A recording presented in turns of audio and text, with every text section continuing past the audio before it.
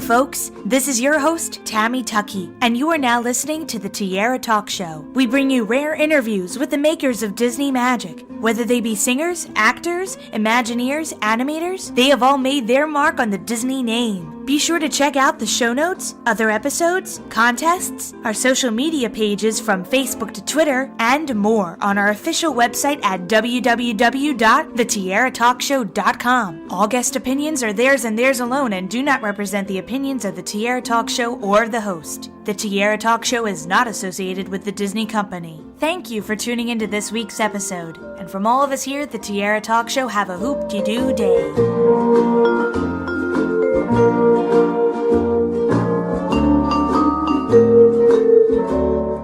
This week at the Tiara Talk Show, we welcome back our Cast Member Corner segment in which we speak to past or current cast members of the Disney theme parks from around the world. Aloha, my name is Ku'u'lei. I am a cultural representative at Disney's Polynesian Village Resort. I also starred in the beach party video, doing the Pearly Shells section. And yes, I'm still working at Disney, being the cultural representative. I do fresh flower lays, anything culturally, people will come to us.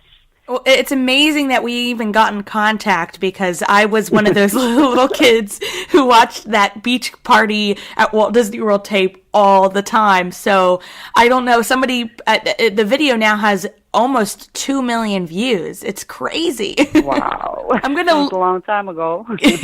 I'm going to link it in the show notes below so our listeners can go ahead and check it out. You probably remember her beautiful, beautiful singing voice and beautiful Hawaiian dancing. But actually, we were talking a couple of weeks ago, that voice is actually not yours, although you did perform when they filmed that specific section.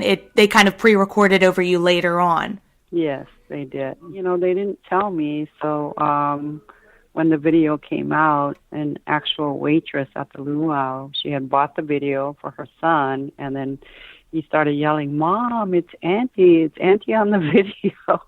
Yeah, I was caught in some odd situations at times, when people would say, "Will you sing for us?" And I'm going, "Oh, can't do that." But how did they approach you to be in that video initially? Because I know that a lot of Disney cast members appeared in that video because I talked to a couple, but yeah, so basically they came to us and obviously our management and said, "Okay, we're going to be doing this beach party video.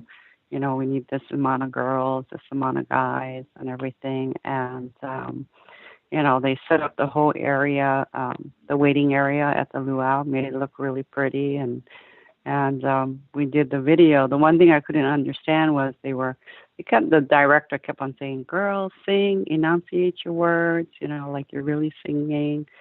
So it all made sense later when the video came out. So it was an all-day affair. Oh, really? So, wow.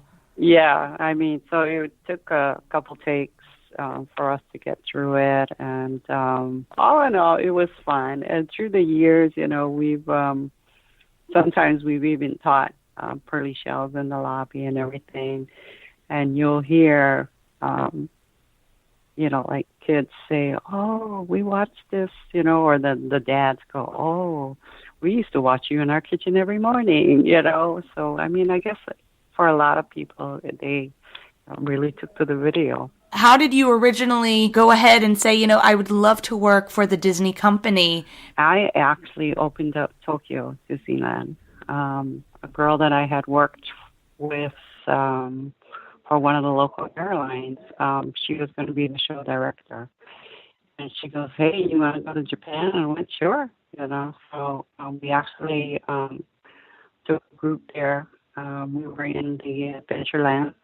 And we actually did the whole opening for Tokyo Disneyland. So we did 6 months a contract there, and it was my first Disney experience and everything. The lady who originally opened up the Luau show in 1971, Auntie Cowie, who I currently still work with, She's 85 years old, but she's kind of like the icon of the Polynesian Village Resort. But I had known her since I was like 12 years old. So it was kind of like when I was growing up, I said, oh, I really would one day would like to get to Walt Disney World and dance there. And it happened for me. So I did 2 contracts in 83 and 84 in Tokyo. And then in 85, I came to Walt Disney World.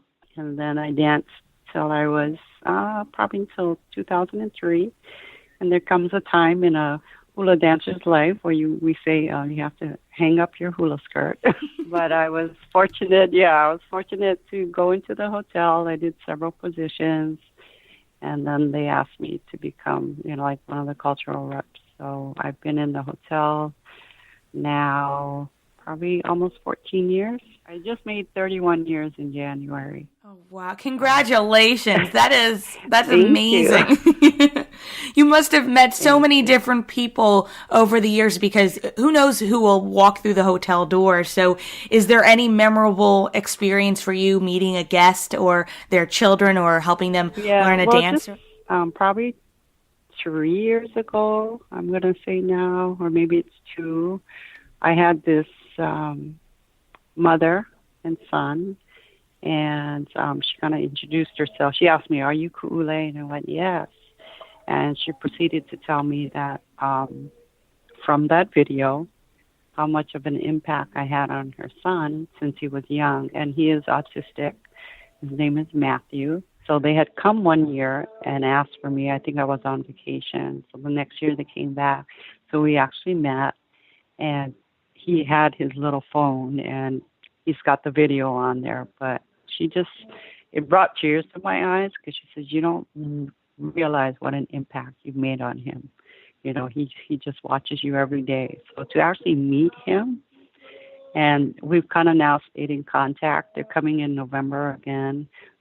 They live in New York. So we've kind of just kept in contact. They're coming in November, so I'm looking forward to seeing him again.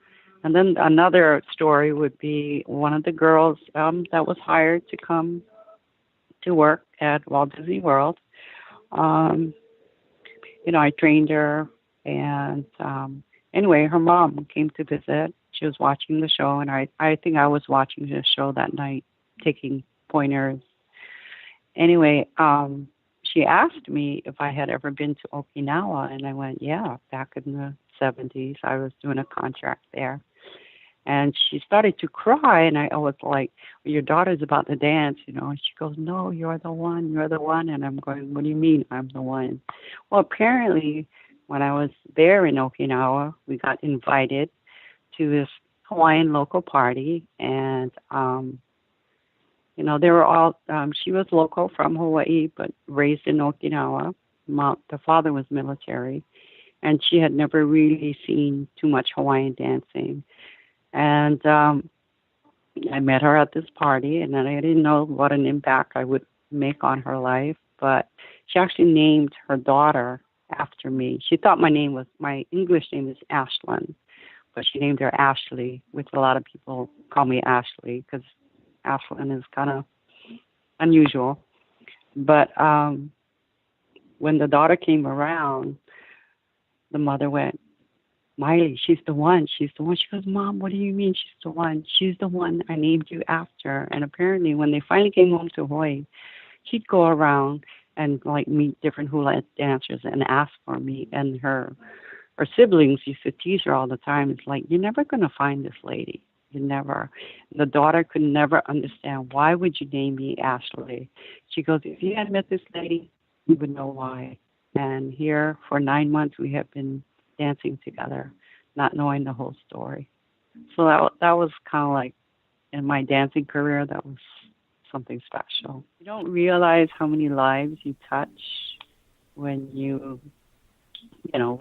I was very lucky. I worked for the local airlines, and I got to travel a lot, promoting Hawaii, promoting the aloha spirit and everything. So, just definitely very fortunate to have traveled so much. So I figured, 1 or 2 years here, but 30 years later, you're still here. In fact, my daughter now performs at the luau.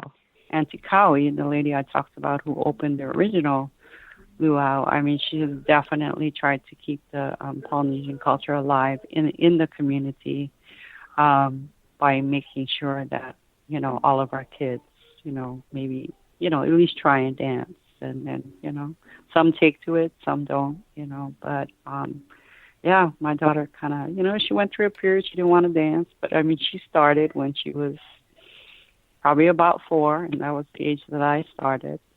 And now she's, you know, on that same luau stage. So kind of incredible. Very proud.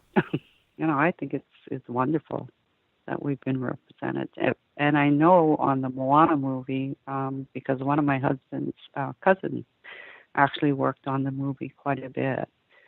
So, I mean, they really did their homework in trying to represent it as best as could. So, which I think is really cool, you know. Every afternoon, well, 5 days a week, we'll kind of gather up kids, and then we teach them a hula and everything, and they really get a joy out of it. So it's you know, just a very short segment, but and then, you know, sometimes, you know, you have them come back, like they're staying for a whole week, and then I'll see the same little girl like 3 or 4 times during the week, and the mom is just going, yeah, she can't wait. She has to come to her hula, you know. We're doing the same number, and hopefully by the 4th day, she has it, you know. So very cool, you know, that we're able to share our culture with our guests. What else can I say? I just love it. I'm so glad that you're still there. So for our listeners, if you are going back down to Walt Disney World, go ahead and ask for maybe a hula lesson or really experience the Polynesian resort and get to stay around. I know I hope to get to see you and meet you finally in person next year when I get to go, because I definitely want a lesson. Coming, right? And to end our interview, I always ask 3 Disney-themed questions to our guests. I call them the Fab 3. So we'll start with the Donald one, which is, as a child, what Disney film was one of your favorites to see in the movie theater? I think I liked the classic cartoons were favorites of mine. And our goofy question, what Disney character do you think would be your best friend if you met them in person? Maybe Minnie. And speaking of Minnie, our Mickey question, if I asked you to name any Disney song at this very moment, what immediately comes to mind? Well, the Lion King songs. I can't name them personally, but the Lion King songs I love. In fact, I would like to do a hula to some of them. Hakuna Matata or Just Can't Wait to Be King. I would love to do hulas to those. Yeah. Mm-hmm. And one additional question I only ask to our cast members, but if you could describe your experience working for the Walt Disney Company in one word, what would that be? It's been magical. More than all the little pearly shells. More than all the little pearly shells.